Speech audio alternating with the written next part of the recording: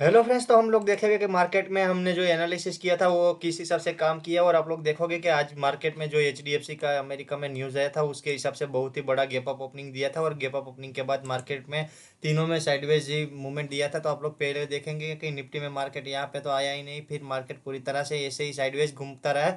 यानी कि पहली जो 5 मिनट की कैंडल बनी थी उसके बीच में ही मार्केट पूरी तरह से घूमता रहा था। फिर देखते हैं कि बैंक निफ्टी में क्या हुआ था। बैंक निफ्टी में भी आप लोग देख सकते हो कि यहाँ पे मतलब एंट्री बनने वाली थी, पर यहाँ पे कोई कैंडल क्लोजिंग हुई पर रिटेस्ट पे आया नहीं।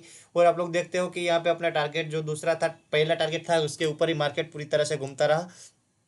और लास्ट में फिर निफ्टी भी देखो कि अपने ये लेवल से मार्केट ऊपर गया, पर जाने के बाद देखो आपकी अपने दूसरे टारगेट जो दिया था उसके उस टारगेट को कितना रिस्पेक्ट किया था। यानी कि अपना जो टारगेट है उसी टारगेट से मार्केट उसको ब्रेकआउट ही नहीं कर पाया, और वहीं पे मार्केट पूरा दिन साइडवेज घूमता रहा। अब हम देखते हैं कि कल के लिए हमारे लिए कौन से लेवल इंपॉर्टेंट रहने वाले हैं। तो पहले देखते हैं कि निफ्टी में हमारे लिए कौन से लेवल इंपॉर्टेंट रहने वाले हैं।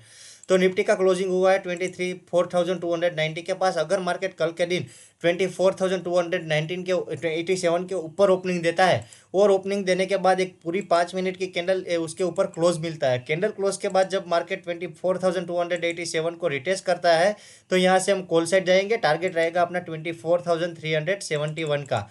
इनकेस मार्केट 24,287 के नीचे निकलता है या तो उसके नीचे ओपनिंग देता है, और फर्स्ट 5 मिनट की कैंडल यानी कि कोई भी 5 मिनट की कैंडल उसके नीचे पूरी तरह से क्लोज देता है, और क्लोज देने के बाद जब मार्केट 24,287 को रिटेस्ट करता है, तो यहाँ से हम पुट ट्राई करेंगे। टारगेट रहेगा 24,230 का, और स्टॉप लॉस रखेंगे इसमें सिर्फ स्पोर्ट चार्ट का 25 पॉइंट का।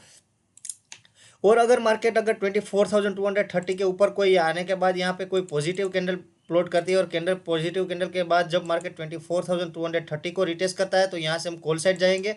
टारगेट रहेगा 24,287 का।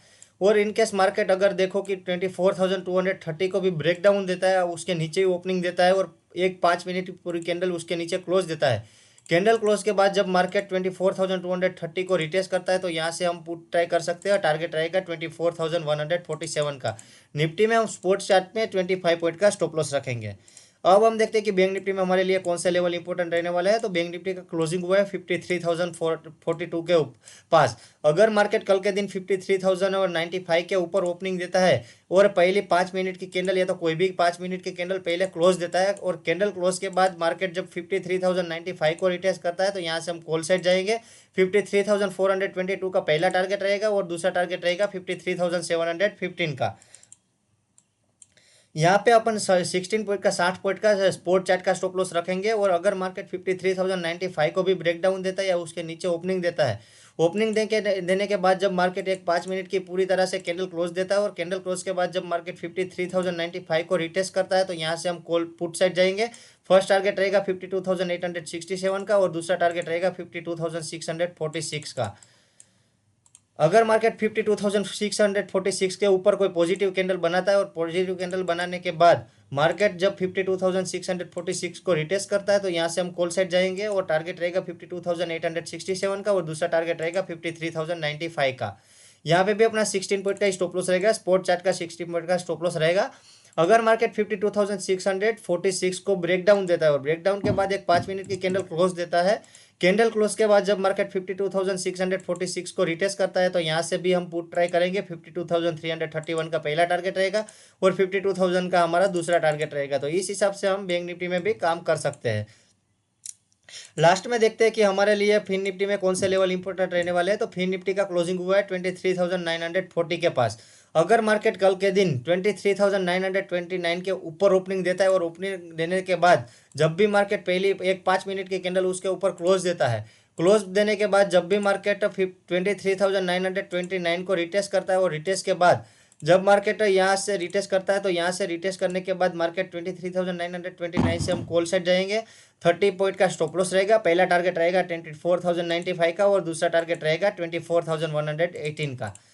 इनकेस मार्केट 23,929 को ब्रेक डाउन देती है, और ब्रेक डाउन के बाद जब मार्केट एक 5 मिनट की कैंडल उसके नीचे क्लोज हो जाती है, और क्लोज हो जाने के बाद जब मार्केट 23,930 को रिटेस्ट करता है, तो यहाँ से हम पुट ट्राई करेंगे।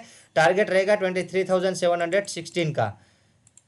और मार्केट अगर देखो 23,716 के ऊपर ही क्लोज देता है, वो कोई पॉजिटिव बुलिश कैंडल क्लोज देता है, और बाद में जब मार्केट 23,716 को रिटेस्ट करता है, तो रिटेस्ट करने के बाद यहाँ से हम कॉल साइड जाएंगे, 30 पॉइंट का स्टॉप लॉस रहेगा, और 23,929 का टारगेट रहेगा। और मार्केट अगर 23,716 के नीचे निकलती है, इस लेवल के नीचे निकलने के बाद एक 5 मिनट की कैंडल क्लोजिंग हो जाती है पूरी तरह से, और कैंडल पूरी तरह से क्लोजिंग हो जाने के बाद जब मार्केट अगेन 23,716 को रिटेस्ट करता है, तो यहाँ से भी हम पुट ट्राई करेंगे। पहला टारगेट रहेगा 23,638 का, और दूसरा टारगेट रहेगा 23,510 का। तो इस हिसाब से हम निफ्टी, बैंक निफ्टी और फिन निफ्टी में काम करेंगे, और यही लेवल अपने लिए इंपॉर्टेंट रहने वाले हैं। और इंट्राडे में भी मेरा अच्छा खासा लेवल भी शेयर करता रहता हूँ, और आप मेरे को व्हाट्सएप कांटेक्ट कर सकते हो। और वीडियो को लाइक करो, वीडियो चैनल को सब्सक्राइब करो, और वीडियो को ज़्यादा से ज़्यादा शेयर करो, यानी कि और लोगों को भी हेल्प हो सके। Thank you so much.